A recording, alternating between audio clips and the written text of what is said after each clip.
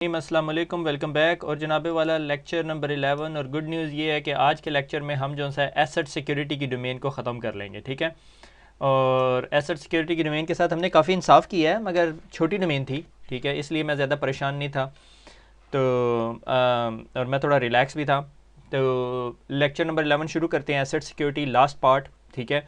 हमें अभी तक यहाँ तक पता चल गया कि हमारा सबसे बड़ा asset in any information security organisation या इंफॉर्मेशन रिलेटेड ऑर्गेनाइजेशन जहाँ इंफॉर्मेशन सिक्योरिटी मैनेजर की ज़रूरत पड़ती है, उनका सबसे बड़ा एसेट जो है डाटा है, ठीक है। डाटा के बगैर गुजारा नहीं है, ठीक है, डाटा, ठीक है। तो प्रोटेक्ट प्राइवेसी। अब मसला ये है कि जब आप डाटा इकट्ठा कर रहे हैं तो आपके ऊपर बहुत सारी लाइबिलिटीज़ आ गई, ठीक है, कंप्लायंस आ गई, डाटा प्रोटेक्शन एक्ट और प्राइवेसी डाटा एक्ट, और जो भी गैम्बलिंग कमीशन अगर आप कर रहे हो, पीसीआई आ गया, और भी कोई जितने भी सरबंस ऑक्सले वगैरह, उन सब में अगर आप किसी बंदे की पर्सनल इन्फॉर्मेशन, पर्सनल बिलीफ से रिलेटेड कोई इन्फॉर्मेशन, या अगर आप मेडिकल कंपनी है या हॉस्पिटल सर्विसेज हैं, तो आपको हिपा का कंप्लायंस करना पड़ता है, जो हमने पिछली डोमेन के अंदर देखा था, इंफॉर्मेशन सिक्योरिटी एंड गवर्नेंस के अंदर। तो अब हम जो सा है मेक श्योर करना है कि यार अब हम ये जो एसेट है ना, ये हमारी वैल्यू है, ठीक है। अगर से फॉर एग्जांपल आप उस कंपनी के पास, आप उस हॉस्पिटल में जाएंगे या आप उस बैंक में अकाउंट खोलेंगे जिसको हर चौथे दिन हैकर हैक कर लेता है, ठीक है, तो डाटा आपका फिर क्या हो गया, एसेट बन गया। तो आपने उसे सिक्योर करना है ताकि ये ना हो कि हर चौथे दिन आपकी अकाउंट इन्फॉर्मेशन जा रही हो, पता चले। इसकी एक बड़ी टिपिकल एशियन एग्जांपल ये है कि आप अपने एक दोस्त से कर्जा मांगते हैं और वो दोस्त कहता है यार मेरे पास तो बिल्कुल पैसे नहीं है। थोड़े दिनों बाद वो जिस बैंक में उस दोस्त का अकाउंट होता है वो बैंक हैक हो जाता है, और हैकर उस बैंक के तमाम अकाउंट होल्डर्स की इन्फॉर्मेशन जो है पेस्ट पिन पे चेक करता है। और जब आपका दोस्त उस पेस्ट पिन पे आपका नाम सर्च करता है तो उसे पता चलता है आपके अकाउंट के अंदर तो जो सा है वो 10 लाख रुपए पड़े हुए थे, और आपके दोस्त ने सिर्फ आपसे 10,000 मांगे थे, ठीक है। तो ये जो है आपके लिए, बैंक के लिए अब ये इंपॉर्टेंट है आपका डाटा प्रोटेक्ट करना, ठीक है, या किडनैपिंग के पॉइंट ऑफ व्यू से देखा जा सकता है, ठीक है। तो उसके अंदर अब डाटा प्रोटेक्शन की बहुत सारी हम चीज़ें डिस्कस कर चुके हैं पीछे, अब हमें उसको बार बार टच करने की ज़रूरत नहीं है। तो protect the privacy, privacy protect करना सबसे इंपॉर्टेंट है, ठीक है। तो प्राइवेसी लॉ जो सा है वो शुरू होता है 1361 से, 1361 से। 1948 के अंदर universal declaration of human rights आ गई। तो अब आपका जो डाटा है की प्रोटेक्शन है, जिस बंदे के पास भी आपका डाटा है, वो जो सा है ह्यूमन राइट्स की कैटेगरी में आ जाता है। जब आप किसी कंपनी के अंदर डीएलपी, डाटा लीक प्रिवेंशन, या आप किसी का डाटा स्निफ करके देख रहे होते हो तो वो ह्यूमन राइट्स एक्ट के अंदर भी आ जाता है, ठीक है। No one should be subjected to arbitrary interference with his privacy, ठीक है, कि कोई भी जो सा है किसी की इंटरफेरेंस नहीं होनी चाहिए। Family, home and correspondence, no to attack on his honour and reputation, कि हम कहें भाई किसी की कॉल रिकॉर्ड कर ली, ठीक है, वो अलग बात है। हमारी एजेंसीज, ठीक है, टच वुड क्या कुछ करती है। Any one have the right to protection, right to the protection of law against such interference और अटैक। अगर आपको पता चले किसी ने किया और आपके पास सफिशिएंट एविडेंस है तो आप उसे कोर्ट में लेके जा सकते हो, ठीक है। 1970 आईटी गेट इन्वॉल्व। अब 1970 में इंटरनेट बन गया, वर्ल्ड वाइड वेब बन गया, टेक्नोलॉजी आ गई, वेबसाइट्स आनी शुरू होगी, गूगल भी बन गया था मेरे ख्याल में ठीक है। यूरोपियन कमीशन डायरेक्टिव अक्टूबर 1998 में यूरोपियन कमीशन का डायरेक्टिव आ गया। प्राइवेसी, डाटा प्राइवेसी, सबसे की होल्डर स्वीडन था, फिर उसके बाद जर्मनी के डाटा प्राइवेसी एक्ट बहुत क्रिटिकल है, ठीक है। अगर आपका लीक हो गया तो बंदा जो सा आपको सू करके आपकी हालत टाइट कर देता है। ओके, तो EU data protection rule aim to protect the fundamental right and freedom of natural persons and in particular the right of data protection। ये आपको बड़े rights दे देता है, right on their privacy, right of a data protection।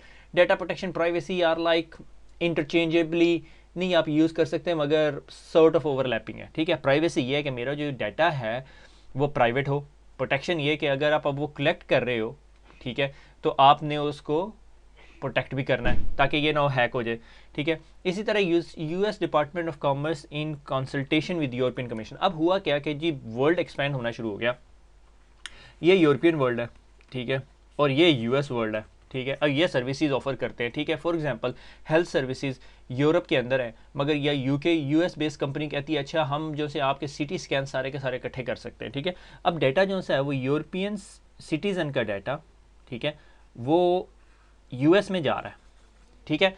जब ये US में जा रहा है तो ये बड़ा इशू हो गया कि भाई ये तो यूरोप को छोड़ के जा रहा है, ये तो डोमेन के एक कंट्री से दूसरी कंट्री पे जा रहा है, वहाँ पे डिफरेंट लॉज हैं। तो फिर यूएस डिपार्टमेंट ऑफ कॉमर्स ने देखा कि यार ये तो अमेरिकन बिजनेस को थोड़ा सफ़र कर रहा है, तो उसने ईयू के साथ मिल के एक फ्रेमवर्क बनाया जिसे कहते हैं सेफ हार्बर फ्रेमवर्क, ठीक है। कि हाँ भाई अगर तुम्हारा डाटा हमारे मुल्क में आता है तो हम उतनी ही सिक्योरिटी प्रोवाइड करेंगे जितनी तुम कर रहे हो, तो क्या तुम हैप्पी हो? हाँ जी हम हैप्पी हैं, स्टैंप और गॉन। ठीक है। अब इसके अंदर जो बड़ी कंपनीज थी ना, इसके अंदर एक हिकअप था कि बड़ी कंपनीज जो सी थी ना वो अपने आप को खुद स्टैंप कर लेती थी। से फॉर एग्जांपल फेसबुक गूगल कहते थे हाँ जी सेल्फ सर्टिफिकेशन, हम सेफ हार्बर वैलिड है, हम जी तमाम सिक्योरिटी कंप्लायंस मेंटेन करते हैं। एप्पल भी यही कहती थी। ठीक है। तो अपेरेंटली बिग कंपनीज थी और they had this type of procedure in place, मगर इट वाज नॉट 100%। ठीक है। तो अब इस चीज़ को जो है मेक श्योर करने के लिए, ठीक है, तो कि भाई हमारा डाटा यहाँ से यहाँ तक है, तो वो एक सेल्फ सर्टिफिकेशन दे देते थे, सेफ हार्बर सर्टिफिकेशन। हाँ जी यूरोपियन डाटा कहाँ पे जा रहा है? हमारे यूएस डाटा सेंटर में। अच्छा यूएस डाटा सेंटर में है तो अच्छा जी बताएं आप सेफ हार्बर कंप्लायंस है? हम सेफ हार्बर कंप्लायंस एक वेबसाइट होती है यूएस कॉमर्स की वेबसाइट, उसमें सेफ हार्बर पे क्लिक करें तो वहाँ सेफ हार्बर पे रजिस्टर्ड जितनी कंपनीज है सब आ रही होती है। ठीक है। अच्छा अब US and EU safe harbour programme European court of justice ने जो है पिछले दिनों बैन कर दिया। उन्होंने कहा ये फजूल लॉ है, कोई भी सेल्फ सर्टिफिकेशन करके अपने आप को सेफ हार्बर कंप्लायंस कर लेता है, हमारे ईयू के प्राइवेसी एक्ट के मुताबिक ठीक नहीं है। तो इस टाइम एज वी स्टैंड 2016 जनवरी के अंदर यूरोपियन सिटीजन्स का डाटा जो अमेरिका जा रहा है वो सेफ हार्बर के थ्रू वैलिडेट हो जाता है कि भाई हाँ कहते हैं हम सेल्फ कंप्लाइंट है, मगर it's not valid. European court of justice ने कहा ये स्क्रैप कर दो, ये कोई वैलिड आइडिया ही नहीं है। अगर फेसबुक अपने आप को सेल्फ सर्टिफाई कर रही है, ये that is not sufficient assurance, कोई थर्ड पार्टी होनी चाहिए। सेफ हार्बर 2 की बात कर रहे हैं। अब ये एक ऐसा टॉपिक है जो बहुत बड़ा हॉट है, डिबेटेबल है, मगर इस टाइम इसके ऊपर बहुत सारे लोग वर्कआउट कर रहे हैं। ज़ाहिर अमेरिकन बिजनेसेस भी वर्कआउट कर रहे हैं, अमेरिकन कॉमर्स भी कर रही है, यूरोपियन कोर्ट ऑफ जस्टिस भी लगा हुआ है। तो स्टोरी ये है कि ये स्टोरी एक्चुअली खुली नवंबर 2015 के अंदर। एक सिटीज़न था, मुझे याद नहीं एग्जैक्टली कोई स्कैंडिनेवियन कंट्री का था या यूरोपियन था, इस तरह का, उसने कोई केस खोला फेसबुक के खिलाफ कि भाई मेरा डाटा कहाँ पर पड़ा। उन्होंने कहा अमेरिका में पड़ा हुआ है, सेफ हार्बर के थ्रू सिक्योर है। उसने कहा नहीं सिक्योर है, तुम इस डाटा को एक्सेस देते हो से फॉर एग्जांपल इंडिया से कॉल सेंटर से या ऑस्ट्रेलिया में या फिलीपींस में कॉल सेंटर से, तो भाई ये तो मेरा डाटा अमेरिका में भी नहीं पड़ा और safe harbour is not valid. तो उसका केस जो है 3-4 कोर्ट्स में गया। Finally European court of justice सबसे बड़ा कोर्ट है, वहाँ गया। उन्होंने कहा बिल्कुल सही बात है, ये safe harbour is not valid. ये जो हमारा data through safe harbour American data centres में पड़ा हुआ है, their level of protection is not valid or equivalent to EU laws of data privacy। तो ये बहुत बड़ा इशू बना हुआ है। ठीक है। अब उसके बाद हम डाटा प्राइवेसी से निकल के हम डाटा रिटेंशन पे आ जाते हैं। ठीक है। ये प्राइवेसी की ही एक सब ब्रांच है। ठीक है। कि अगर मेरा डाटा किसी कंपनी के पास पड़ा हुआ है और मैं जो सा हूँ 2 साल या 10 साल के बाद उनका क्लाइंट नहीं रहा, मगर उन्होंने अपने पास डाटा रखा हुआ, क्यों रखा हुआ भाई? ठीक है। तो ensuring the appropriate data retention, तो डाटा रिटेंशन की अप्रोप्रिएशन होनी चाहिए। अब आप बीइंग इंफॉर्मेशन सिक्योरिटी मैनेजर, आपको पता होना चाहिए आप जिस मुल्क में बैठे हुए हैं, जिस कॉन्टिनेंट में बैठे हैं, वहाँ के लॉज क्या डिक्टेट करते हैं। आप जहाँ पे बिजनेस कर रहे हैं वो लॉ क्या डिक्टेट करते हैं। ठीक है। Different type of data have different data retention requirement. अच्छा अब ये भी एक इशू आ जाता है, पब्लिक इन्फॉर्मेशन को कितने अरसे रखना है, प्राइवेट इन्फॉर्मेशन को कितने अरसे रखना है, सेंसिटिव इन्फॉर्मेशन को कितने अरसे तक रखना है। से फॉर एग्जाम्पल एक बिजनेस है, वो अपनी जो है प्राइवेट इन्फॉर्मेशन जो है या पेटेंट इन्फॉर्मेशन 20 साल के बाद आपके किसी काम की नहीं है। ठीक है। आप उसको रिलीज़ कर सकते हो क्योंकि वो पेटेंट नहीं रहता। ठीक है। इसी तरह डिफरेंट टाइप ऑफ डाटाज है। Understand the where the data exist. सबसे बड़ी पेन जो सी है या हेडेक है इंफॉर्मेशन सिक्योरिटी एडमिनिस्ट्रेटर के लिए या इंफॉर्मेशन सिक्योरिटी मैनेजर के लिए या फिर लीगल टीम के लिए कि where does the data exist. ठीक है। वो अब आपके एसेट रजिस्टर्स बताएंगे। ठीक है। डाटा कहाँ पे है। फिर दूसरा सबसे बड़ा पेनफुल प्रोसेस है classify and define the data. कितनी क्लासिफिकेशन है, पब्लिक है, प्राइवेट है, कॉन्फिडेंशियल है, टॉप सीक्रेट है या सीक्रेट है। ठीक है। या सेंसिटिव सीक्रेट है। ठीक है। मैंने जिस तरह पिछले लास्ट डोमेन में या इसी डोमेन में हमने डिस्कस किया था जब हम डाटा के बारे में पढ़े थे, क्लासिफिकेशन बहुत इंपॉर्टेंट है। ठीक है। जिसमें मैंडेटरी एक्सेस कंट्रोल हमने पढ़े थे। ठीक है। कि भाई डाटा की क्लासिफिकेशन बहुत इंपॉर्टेंट है। से फॉर एग्जाम्पल मेरे पास 2 टाइप का डाटा है, पब्लिक डाटा कोई मसला नहीं है, दूसरा जी प्राइवेट डाटा और एक सेंसिटिव प्राइवेट है। ठीक है। मैं कहता हूँ इस डाटा के ऊपर तो 2 रिंग्स लगा दो, इस पे एक रिंग लगा दो, इस पे रिंग लगाने की जरूरत नहीं। This is ring of protection. ठीक है। अब मैं कहता हूँ कि ये जो सेंसिटिव डाटा है ना, ये इतना सेंसिटिव है कि इसको जी 1 साल के बाद हमने ख़त्म कर देना है। ठीक है। कि खुदा ना खास्ता बैकअप से ना चला जाए, या हम कहते हैं ठीक है इसको बहुत ज़्यादा अरसे तक रखना है, 10 साल तक। और ये प्राइवेट डाटा जो है उसको हमने 5 साल तक रखना है, और पब्लिक डाटा हर साल के बाद हम डिलीट कर देंगे। ठीक है। ये हमारी डाटा रिटेंशन पॉलिसी है। ठीक है। मगर हमने ये भी देखना है कि लीगल के साथ बैठ के कि हमारी और कोई रिक्वायरमेंट तो नहीं है। से फॉर एग्जांपल यूरोप के अंदर एक डाटा रिटेंशन पॉलिसी स्टेट्स के आपको अगर बिजनेस नीड नहीं है तो आपके पास आप 7 साल से ज़्यादा डाटा नहीं रख सकते। There is no need to keep that data for more than 7 years. ठीक है। अच्छा, archive and manage data based on the business access need, कि बिजनेस को चाहिए होगा या नहीं। से फॉर एग्जांपल अगर मेरा बिजनेस ऐसा है जो हमेशा 10 साल पीछे का डाटा जाके चेक करता है, तो फिर मैं उसे वो जैसा है डेट बैकअप में नहीं रख सकता, मुझे वो कोई लाइव टाइप की स्टोरेज में रखना पड़ेगा, वो फिर सैन नेस डेस की स्टोरी चली जाती है। अच्छा, बिल्डिंग इफेक्टिव रिटेंशन। अब सबसे बड़ा मसला ये है कि आपने रिटेंशन पॉलिसी तो डिफाइन कर ली, अब रिटेंशन भी तो मेंटेन करनी है। मेरे पास ईमेल्स आ रही हैं, लोगों की प्राइवेट इन्फॉर्मेशन है, किसी का email address is private information. Private information एक ऐसी चीज़ है जिसे आप कहते हो कि जिससे आपको बंदा आइडेंटिफाई कर सकते हो, यूनिकली आइडेंटिफाई। तो आपका ईमेल एड्रेस आपका यूनिकली आइडेंटिफिकेशन है। ये तो इन्फॉर्मेशन यहाँ तक जाती है कि मैं आईसीओ के साथ बड़ा खपता रहा, यूके के अंदर एक बॉडी है जो इन्फॉर्मेशन सिक्योरिटी कमीशन ऑफिस है, ठीक है, कि अगर मेरे पास एक पंच कार्ड है, ठीक है, पंच कार्ड के ऊपर ना कोई नंबर होते हैं, ठीक है, ये मैं जाके मशीन में डालता हूँ, ठीक है, ये पंच कार्ड का ये जो नंबर है ये एक पीआईआई की कैटेगरी में आता है अप टू सम एक्सटेंट, ठीक है। उसकी वजह ये है कि अगर कोई इस कार्ड को हैक करे और इस पंचिंग मशीन की डेटाबेस को हैक करे और इस नंबर को इस डेटाबेस में कंपेयर करे, ठीक है, इस डेटाबेस में कंपेयर करे, तो उसे इस नंबर के अगेंस्ट मेरा नाम लिखा हुआ नजर आएगा। So this number is a PII. ये इस लेवल तक चली जाती है। ईमेल एड्रेस आपका पीआईआई है, आईपी एड्रेस आपका पीआईआई है। आईपी एड्रेस पे तो बहुत लंबी चौड़ी डिबेट होती रहती है। Involve all stakeholder in the process of aligning the business and legal requirement. जिस तरह मैंने पहले बताया कि जब आप डाटा रिटेंशन बना रहे हैं और इफेक्टिव बना रहे हैं, तो सबसे पहले आपने इन्फॉर्मेशन एज मच गैदर करनी है। आपको पता होना चाहिए कि लीगल रिक्वायरमेंट क्या है, बिजनेस की रिक्वायरमेंट क्या है। लीगल कहता है जी हर 1 साल बाद डिलीट कर दो, लीगल तो बड़ा खुश है। बिजनेस रिक्वायरमेंट हमें तो 5 साल पीछे से एनालिसिस नहीं करेंगे तो हम बिजनेस नहीं डिलीवर कर सकते। Follow best practices, keep and user informed. And user को पता होना चाहिए उसका कितना डाटा पड़ा हुआ है। यूजर एक्सेप्टेंस पॉलिसी के अंदर लिखा होना चाहिए कि हम तुम्हें मॉनिटर करेंगे, तुम्हारा डाटा हमारे पास होगा, हर as per Urdu IT data retention policy will comply. अगर किसी को तकलीफ है तो डाटा रिटेंशन पॉलिसी पड़ेगा, ठीक है। बहुत सारे लोग होते हैं जो बहुत इंटरेस्टेड होते हैं about their information. Monitor, review and update documented data retention policy and archive procedure and continual improvement, ठीक है। कॉन्टिन्यूअल इंप्रूवमेंट हम सबको पता है, ठीक है। ये बहुत इंपॉर्टेंट टॉपिक है डाटा रिटेंशन के। हमने जितना मेंटेन रखना है तो हमें रखना है भाई, रिक्वायरमेंट है बिजनेस की, लीगल की, और ये वो, ठीक है ना। बल्कि मुझे एक कंपनी में काम करने का मौका मिला, ठीक है, और वहाँ पे यूरोपियन कोर्ट ऑफ जस्टिस से केस आया हुआ था और हमें किसी बंदे की ईमेल निकालनी थी जो 7 साल पहले से पड़ी हुई थी। अच्छा, सबसे आसान तरीका क्या होता कि हम उन्हें कहते हैं कि हम डिलीट कर देते हैं, मगर लीगली हमारे पास पड़ा हुआ था वो डाटा, तो हमें सर्च करना पड़ा। And I can tell you it is a very painful process कि हमें हर एक डैट वहाँ से निकाल के और उसे रिस्टोर करना पड़ा। ईमेल एडमिन का बेचारे की बड़ी टेंशन रही। गाइड टू डाटा रिटेंशन, अगर आप डाटा रिटेंशन बना रहे हैं तो सबसे पहले आपने करना क्या है, ये 8 या 9 पॉइंट मेरे ख्याल में है। एवेल्युएट स्टैट्यूटरी रिक्वायरमेंट की, legal requirement, litigation, business needs क्या हैं।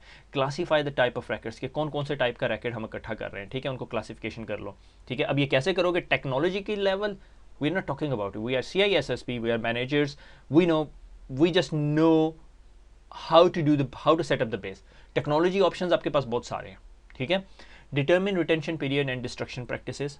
आपने डिस्ट्रक्शन पॉलिसी आपको पता होना चाहिए, SSD के लिए क्या करना है, हार्ड ड्राइव के लिए क्या करना है, लैपटॉप्स के लिए क्या करना है, और क्या है, नेटवर्क इक्विपमेंट के लिए क्या करना है, पेपर रैकेट के लिए क्या करना है, श्रेडिंग कौन सी होनी चाहिए, क्रॉस श्रेडिंग होनी चाहिए, स्ट्रेट श्रेडिंग, मेरे ख्याल में हम पढ़ेंगे फिजिकल सिक्योरिटी के अंदर। Draft and justify the record retention policy, train your staff. उसके बाद audit retention and destruction practice, और उसको ऑडिट किया जाए।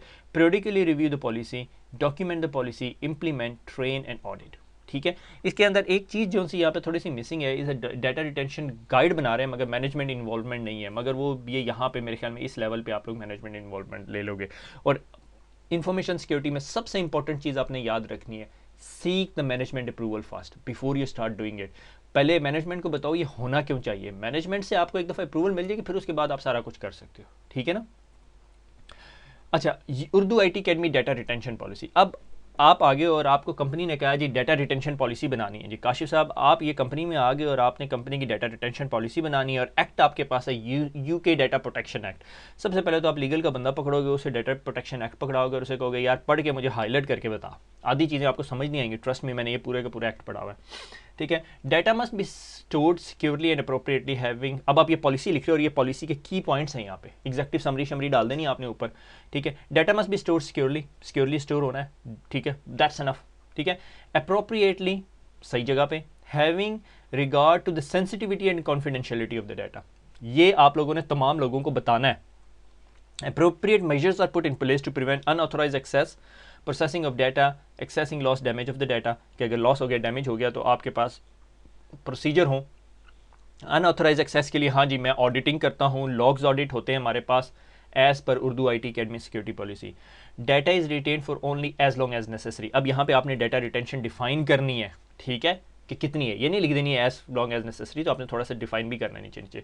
डाटा डिस्पोज्ड, उसके अंदर फिर आप लिख दो हार्ड ड्राइव है, SSD है तो क्या करना है, ठीक है, और उसके बाद सर्टिफिकेट भी लेना है, ठीक है, ताकि आपको कल को ऑडिट हो तो आप दिखा सको भाई ये सर्टिफिकेट से हम हार्ड ड्राइव डिटेक्ट वो करते हैं, ठीक है। Into the hand of unauthorise person, कि भाई किसी अनऑथराइज पर्सन के पास ना हो। ऑन साइट श्रेडिंग करवा रहे हैं हार्ड ड्राइव की। We only use a secure data centre that prevent, we only use a secure data centre to prevent unauthorise physical access of our hardware, ठीक है। तो वो जो डाटा सेंटर होगा वो मेक श्योर करोगे से ISO 27001 और पता नहीं SOC और पता नहीं क्या कुछ सर्टिफिकेशन हैं। We only use our own hardware, we do not rent and share the servers. अगर आप शेयर द सर्वर कर रहे हो तो आपके पास क्या प्रोटेक्शन मैकेनिज्म है, ठीक है। पॉलिसी खत्म नहीं हुई, अभी एक पेज हुआ है, ठीक है एक पेज हुआ है, मगर इसके पीछे आप 3 या 4 पेजेस लिख सकते हैं। Access to the hardware and maintain is restricted to appropriate trained and authorised Urdu IT academy employees, कि भाई हमारी कंपनी का एम्प्लॉय होगा, उसके पास ये कार्ड होगा, उसके पास इस लेवल की एक्सेस होगी तो डाटा सेंटर जा सकता है। ये नहीं हो HR का बंदा मुंह उठा के डाटा सेंटर चला जाए, ठीक है ना। रिसेप्शनिस्ट नहीं जा सकती। Password protect all database, data in rest and motion is encrypted, तो आप यहाँ पे डिफाइन कर सकते हो मिनिमम इनक्रिप्शन जो सी है वो AES 128 होनी चाहिए, 256 होनी चाहिए। Do not keep the personal data and sensitive personal data और एनी लैपटॉप और अदर रिमूवेबल ड्राइव्स। अगर रिमूवेबल ड्राइव पे होना चाहिए तो हार्डवेयर इंक्रिप्टेड ड्राइव्स होनी चाहिए। USB स्टिक्स हार्डवेयर इंक्रिप्टेड मिलती हैं जिसमें आप डाटा कॉपी कर सकते हो और उससे कॉपी पेस्ट नहीं कर सकते फिर कहीं पे, तो वो हार्ड ड्राइव पे रहेगा। हार्ड ड्राइव अगर लॉस होगी तो वो कोई नुकसान नहीं कर सकती। There are lot of vendors that are offering this type of solution, तो आप ये इस तरह के काम कर सकते हो। Do not store data outside EU jurisdiction, हाँ जी, अब EU से बाहर नहीं रखना। अगर करना है तो वो सेफ हार्बर करना है। अब वो सेफ हार्बर इनवैलिड है तो इस टाइम अगर कोई कर रहा है तो लीगल को एक दफ़ा रेफर कर दो। We regard the type of data is PII, email address, correspondence, first name last name, ठीक है, डेट ऑफ बर्थ, ये सारी चीज़ें पर्सनल आइडेंटिफाइबल इन्फॉर्मेशन है। We keep data for 5 year, if not use we will delete it. No data kept more than 5 year unless a good reason. अगर business need है तो आप रख सकते हो, ठीक है। से फॉर एग्जाम्पल आपका बिजनेस चाहता है कि आपको चाहिए और बिजनेस जस्टिफाई करता है तो फिर आप 50 साल तक रखो डाटा। मगर अगर बिजनेस नीड नहीं है उस डाटा की, फारिग हो गया, यूजर आपके बिजनेस को छोड़ गया, आपका वैलिड कस्टमर नहीं रहा, आप डाटा डिलीट कर दोगे 5 साल के बाद, ठीक है।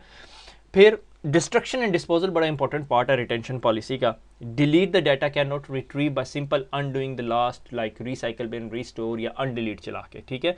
तो डिस्ट्रक्शन और डिस्पोजल बड़ा इंपॉर्टेंट है। Destruction of backup copy are dealt in the same way as above. तो जो बैकअप्स हैं हमारे टेप्स पे, डैट्स पे, कहीं पर भी पड़े हुए हैं, अगर क्लाउड पे भी पड़े हुए बैकअप्स तो उनको भी ऐसे ही करना है। फिर data storage device are wipe on the standard defined by, फिर आप डिफाइन कर सकते हो स्टैंडर्ड, देयर आर मल्टीपल, मगर NIST SP 800-88 रिवीजन 1 के अंदर मीडिया सैनिटाइजेशन की गाइड है, ठीक है, और वो गाइड ये है, इरेज आ लिंक, ठीक है। सिक्योर कैटेगरी लो, ठीक है। आप हर एक के ऊपर तो एक्सपेंसिव कैटेगरी नहीं लगा सकते। लिविंग द ऑर्गेनाइजेशन, क्या वो स्टोरेज मीडिया जो ऑर्गेनाइजेशन को लीव कर रहा है, यस, पर्च कर दो, वरना within the organisation use हो रहा है, क्लियर कर दो। डिलीट सिंपल फॉर्मेट काम करेगा पर्जिंग के अंदर, वो जिसमें आप सैनिटाइजेशन करते हैं प्रॉपर। सिक्योरिटी कैटेगरी मॉडरेट है। रीयूज द मीडिया, नहीं रीयूज नहीं करना तो डिस्ट्रॉय कर दो, ठीक है। आप डिस्ट्रॉय कर रहे हैं मीडिया, मीडिया कंपनी को लीव कर रहा है। अगर विद इन रीयूज हो रहा है, लिविंग द ऑर्गेनाइजेशन नो तो क्लियर कर दो, अगर लिविंग द ऑर्गेनाइजेशन तो फिर पर्च कर दो, ठीक है, और वैलिडेट करो, डॉक्यूमेंट करो और फिर एग्जिट कर जाओ। अब ये हाईली सेंसिटिव डाटा है, ठीक है। मीडिया रीयूज होगा, हाँ, लिविंग द ऑर्गेनाइजेशन नहीं तो पर्च कर लो। अगर लिविंग द ऑर्गेनाइजेशन कर रहा है, ठीक है, या मीडिया रीयूज नहीं हो रहा, उसके बाद डिस्ट्रॉय कर दो, यानी लास्ट रिजॉर्ट डिस्ट्रॉय है, फिर उससे लेस लेवल पर्जिंग है, उससे ऊपर क्लियरिंग है, ठीक है। तो ये एक NIST की जो डॉक्यूमेंट SP 800-88 की स्टैंडर्ड है, ठीक है। अगर आपकी कंपनी फॉलो करना चाहती है, आपकी डाटा रिटेंशन पॉलिसी में लिखा हुआ है, तो आप ये स्टैंडर्ड फॉलो करोगे, ठीक है। उसके बाद आ जाता है, अब ये हमारी डाटा रिटेंशन पॉलिसी होगी, ठीक है। अब उस पॉलिसी से रिलेटेड थोड़ी सी और इन्फॉर्मेशन है, ठीक है। अब determine the data security controls, कि डाटा जब हम सिक्योर रख रहे हैं तो हमने कहा जी डाटा एट रेस्ट, जब डाटा रुका हुआ है, कहीं पड़ा हुआ है, ठीक है, तो वो इनक्रिप्टेड होना चाहिए, ठीक है। तो सेल्फ इनक्रिप्टेड USB ड्राइव, ये सारी की सारी सेल्फ इनक्रिप्टेड USB ड्राइव है, स्मॉल ऑर्गेनाइजेशंस के लिए सूटेबल है। मीडिया इनक्रिप्शन सॉफ्टवेयर, ठीक है, एप्पल जो है वोल्ट यूज़ करती है। सिमेंटिक PGP जो सा है होल डिस्क इनक्रिप्शन करता है, ठीक है, प्री बूट एनवायरनमेंट इनक्रिप्शन भी कर देता है। फिर उसके बाद माइक्रोसॉफ्ट का iTunes आ गया है, और बहुत सारे सॉल्यूशंस हैं, ठीक है। ट्रू क्रिप्ट भी है, ट्रू क्रिप्ट अभी डिसाइफर हो गया, इस वजह से ट्रू क्रिप्ट बहुत सारे लोग यूज़ नहीं करते। फिर फाइल इनक्रिप्शन सॉफ्टवेयर के अंदर 7zip, WinRAR और बहुत सारी कंपनीज इस तरह की ऑफरिंग दे रही हैं। तो that is data at rest, जब आपके पास पड़ा हुआ है, ठीक है। से फॉर एग्जांपल कुछ लोग मैंने देखे हैं वो बॉक्स ड्रॉप बॉक्स यूज़ करते हैं, बट ड्रॉप बॉक्स के अंदर जो सा है बॉक्स क्रिप्टो यूज़ कर रहे होते हैं, ठीक है। ड्रॉप बॉक्स के ऊपर बॉक्स क्रिप्टो पड़ा हुआ होता है और बॉक्स क्रिप्टो आपके डाटा को इनक्रिप्ट कर रहा होता है। अगर कोई आपका ड्रॉप बॉक्स का अकाउंट हैक कर ले, वो डाटा निकाल के ले जाए, तो जब तक वो आपका बॉक्स क्रिप्टो हैक नहीं करेगा वो आपका डाटा एक्सेस नहीं कर सकता। और बॉक्स क्रिप्टो के अंदर बहुत सारे कंट्रोल्स हैं जो आप लगा सकते हैं। इस तरह के बहुत सारे सोल्यूशंस मार्केट में पड़े हुए, इसलिए CISSP स्पेसिफिकली किसी डाटा से रिलेटेड बात नहीं कर रही होती, किसी उससे रिलेटेड बात नहीं कर रही होती, कंटेंट से रिलेटेड, ठीक है। इसी तरह आप PGP यूज़ कर सकते हो ईमेल इंक्रिप्शन के लिए, ठीक है। Data in transit, data transit है तो क्या है, HTTP नहीं यूज़ करो, HTTPS यूज़ करो, FTP नहीं यूज़ करो, FTPS या SFTP यूज़ करो। I am not gonna talk and discuss about FTP और SFTP में क्या फ़र्क है, बड़ी डिटेल टॉपिक है, मगर आप देख सकते हो। SCP बहुत इंपॉर्टेंट चीज़ है, SCP यूज़ करते हैं बहुत सारी कंपनीज, ठीक है। रिमोट शेल टेलनेट की जगह SSH यूज़ करो, SSH2 भी नहीं, SSH3 यूज़ करना शुरू कर दो। VNC की जगह RDP यूज़ करो या रेडमिन यूज़ करो, ठीक है। मगर इस लाजमी नहीं है कि आपने सिर्फ यही करने हैं, इसके अलावा पता नहीं by the time you would go out तो बहुत सारे होंगे, मगर बीइंग अ CISSP आपको पता होना चाहिए कि थोड़े से ऑप्शंस का आइडिया होना चाहिए, थोड़ा हैंड्स ऑन आपको होना चाहिए, नॉट लिटरली हैंड्स ऑन, मगर आपको टेक्नोलॉजीज़ का पता होना चाहिए, ठीक है, कि क्या क्या अवेलेबल है, किस किस तरह हम चीज़ें सिक्योर कर सकते हैं। अब इसके बाद ये मेरे ख्याल में आखिरी स्लाइड है हमारी कि स्टैंडर्ड सिलेक्शन, ठीक है। स्टैंडर्ड बॉडीज़ जो सी हैं दुनिया के अंदर कौन कौन सी हैं और वो लीडिंग बॉडीज़ कौन सी हैं, ठीक है। Department of defence instruction DODI, US department of defence जो सा है वो कि बहुत सारे डॉक्यूमेंट्स हैं, उनमें बहुत सारे आपको हेल्प आउट करेंगे रिगार्डिंग द डाटा सिक्योरिटी, और ये जो सा है एसेट सिक्योरिटी, ये बहुत इंपॉर्टेंट डोमेन है। फिर यूनाइटेड स्टेट नेशनल NSA की जो से है इंफॉर्मेशन एसेट मिटिगेशन गाइड है, ये बहुत इंपॉर्टेंट गाइड है, बहुत हेल्पफुल है। अगर आप अपनी कंपनी की डाटा रिटेंशन या डाटा सिक्योरिटी पॉलिसी डिफाइन कर रहे हैं तो आप ये यूज़ कर सकते हैं। फिर NIST का जो सा है 5th पॉलिसी जो सी बहुत अच्छी है, स्पेशल पब्लिकेशन बहुत अच्छी है। फिर ये CESG साइबर विंग है, ये GCHQ का ना, CESG comes from Communication Electronic Security Group I think, और GCHQ यही UK गवर्नमेंट कम्युनिकेशन हेडक्वार्टर, ठीक है ना, ये जो like equivalent to FBI CIA type NSA type की कोई चीज़ है, ठीक है। इनके पास भी काफ़ी इंपॉर्टेंट प्रोजेक्ट्स हैं, ठीक है। इसी तरह European network information security agency भी कुछ लिखती है, और last but not least ISO 27001 तो है ही है, जो आपके तमाम कंट्रोल्स कवर करता है डाटा सिक्योरिटी एसेट सिक्योरिटी से रिलेटेड। मगर ये सारी स्टैंडर्ड बॉडीज़ हैं जो डाटा प्रोटेक्शन या एसेट प्रोटेक्शन के इर्द गिर्द घूमती हैं, तो आप इनमें से कोई भी स्टैंडर्ड उठा सकते हो। मगर अगर आपकी कंपनी ने किसी एक स्पेसिफिक स्टैंडर्ड के अगेंस्ट कंप्लायंस होना है तो फिर आप वो पकड़ सकते हो, ठीक है। तो दैट डिपेंड्स। NIST की तरफ मैं जाता हूँ, अगर आपकी कंपनी कंप्लाइड नहीं है, अगर आपकी कंपनी ने कंप्लाई होना है और आपका बिजनेस नीड ISO कंप्लायंस होना, तो I would always stick with ISO 27001। तो जनाबे वाला ये हमारी डोमेन ख़त्म हो गई है। हमने एसेट मैनेजमेंट पढ़ा, प्राइवेसी पॉलिसी पढ़ी, अप्रोप्रिएट रिटेंशन पढ़ी, डिटरमिन डाटा सिक्योरिटी कंट्रोल्स पढ़ लिए, स्टैंडर्ड सिलेक्शंस पढ़ ली, ठीक है। United state resources international resources cyber framework manual और framework of information critical information infrastructure cyber security. तो ये हमारी जो सी डाटा सिक्योरिटी डोमेन जो सी है एसेट सिक्योरिटी डोमेन ख़त्म हो गई है। अगली डोमेन हमारी सिक्योरिटी इंजीनियरिंग है, ठीक है। ये थोड़ी सी लंबी सी डोमेन है, मगर इंशाल्लाह बड़ी इंटरेस्टिंग होगी, और उसमें फिर मुलाकात होती है। खुश रहे, दुआ में याद रखिएगा, फिर मुलाकात होगी। अल्लाह हाफिज़।